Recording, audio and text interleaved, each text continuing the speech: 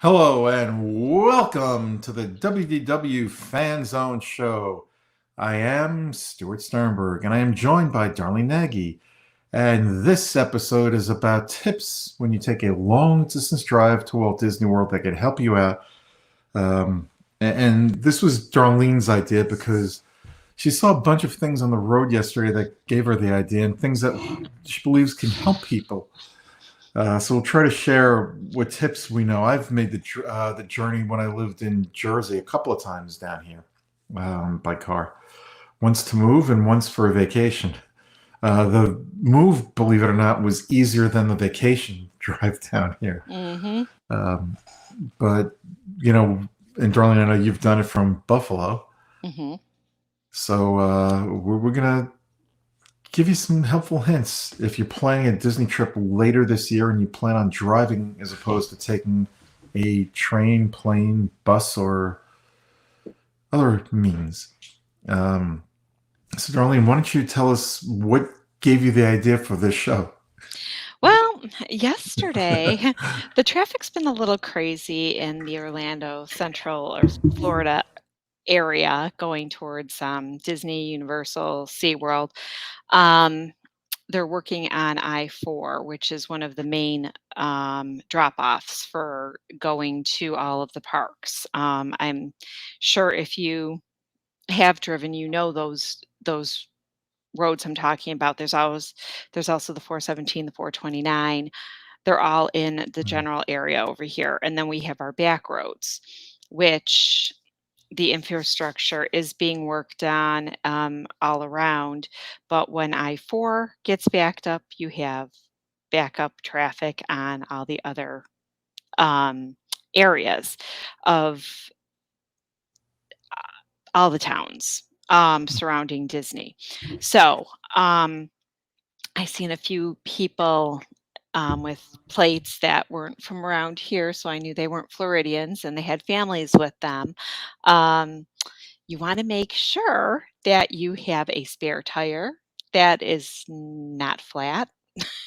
You also want to make sure that you have your fluids filled. So before you leave your house, check to see if you need an oil change. Check your oil levels. Check your fluids like your radiator. I could use an oil change.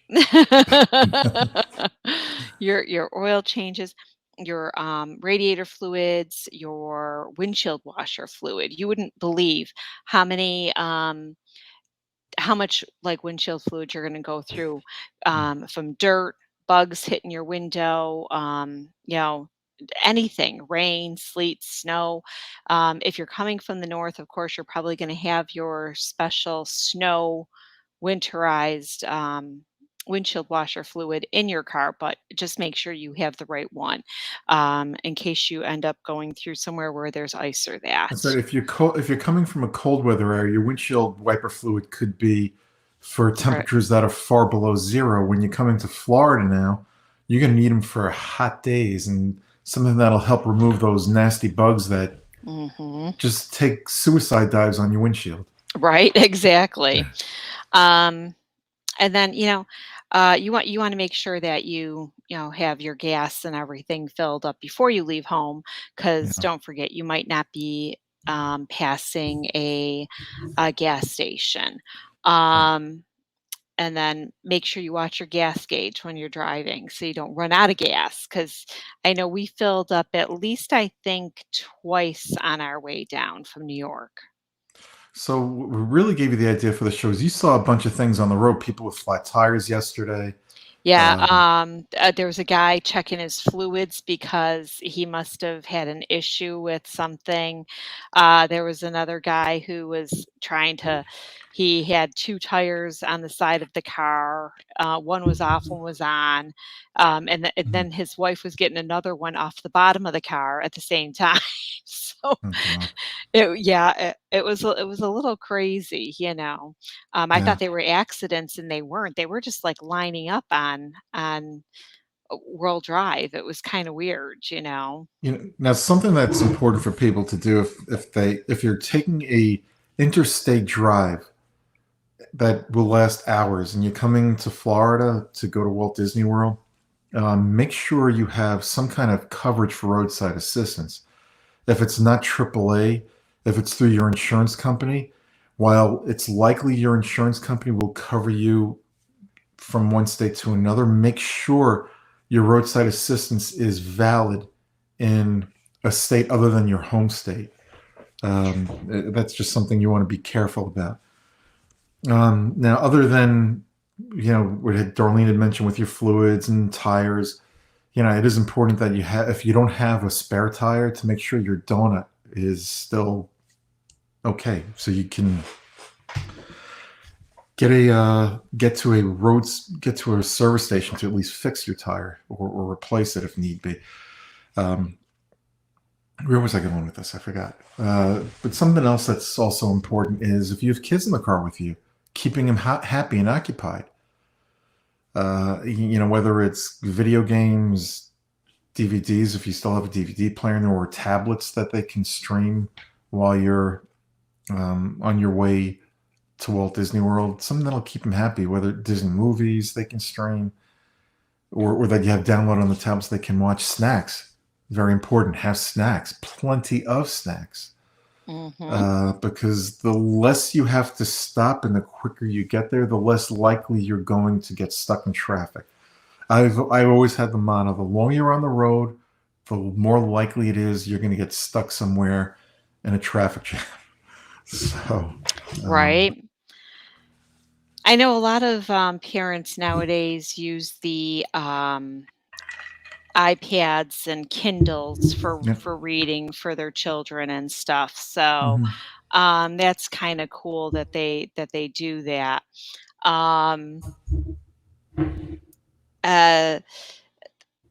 Having books, coloring books, activity books, teach them the games that we used to play, Punch Bug.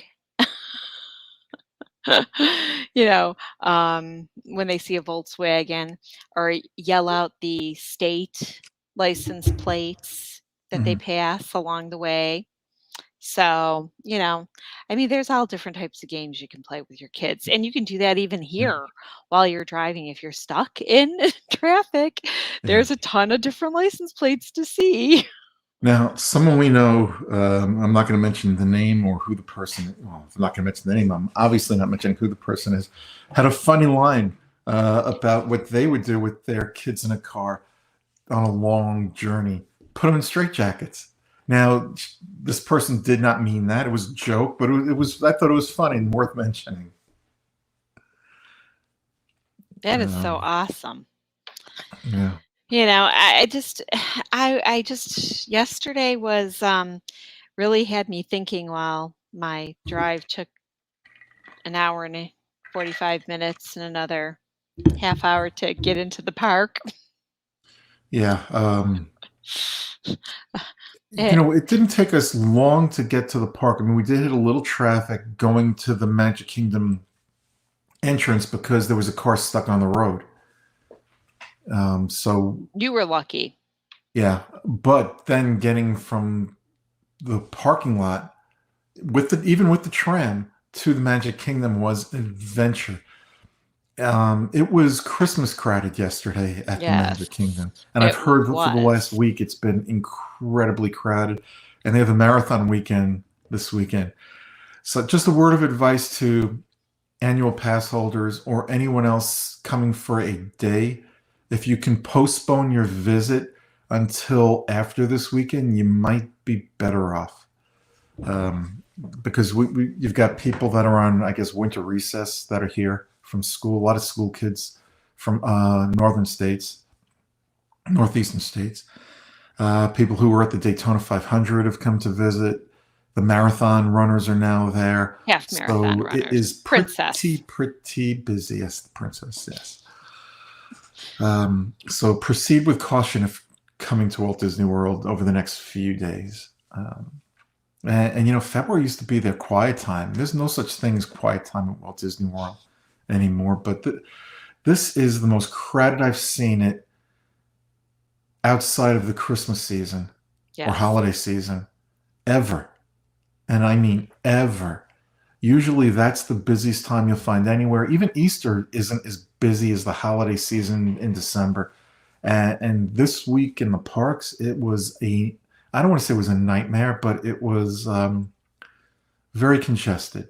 Now, I don't mind if the attractions have long lines.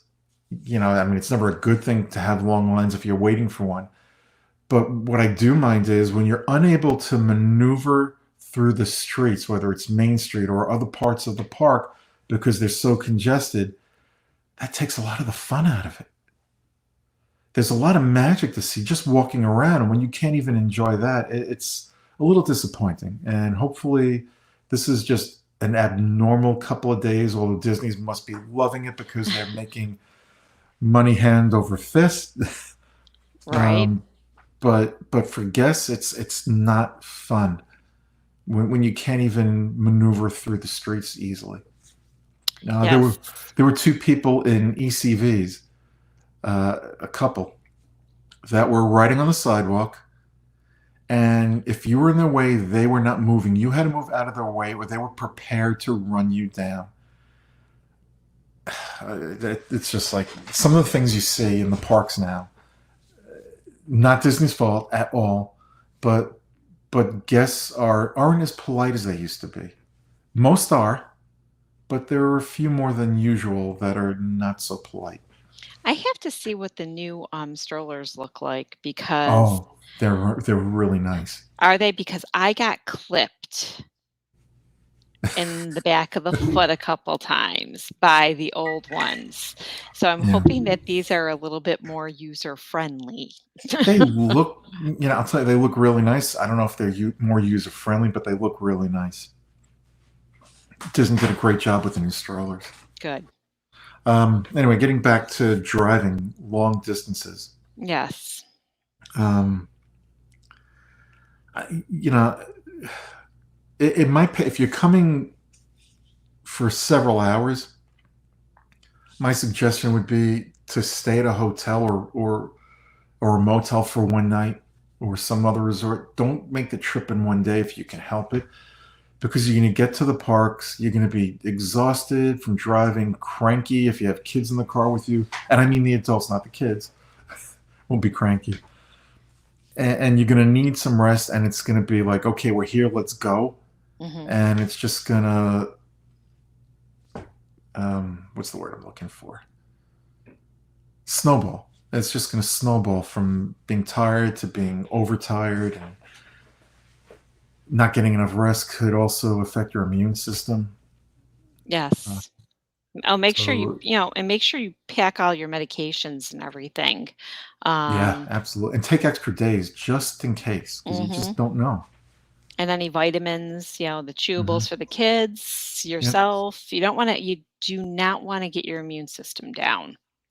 Yeah. Now, if you're staying at a Disney resort and you're driving down, I would bring a case of water if you can fit in your car, and other snacks that just to save yourself a little bit of money and time in the Mhm. parks, so you can enjoy them more. Exactly. Exactly. Yeah, we never really drove down. The only time we drove down was that one night that we were, driving the U-Haul. Yeah. We needed someplace to stay. We stayed at Disney for the night. Ah, but we had plenty of, food with us because we had a cooler. We had subs in there and sandwiches and chips and pretzels and cookies and juice boxes and Hmm. pop, and we had everything. Um, and I'm glad we had that. Yeah, it really does help. We drove down several years ago. We made a stop in North Carolina Mhm, for a night, and that helped a lot by breaking up the trip. mhm, Um, and then when we moved down here, we stayed over. I'm trying to think, was it North Carolina, South Carolina for the night, and then made the rest of the journey the day after.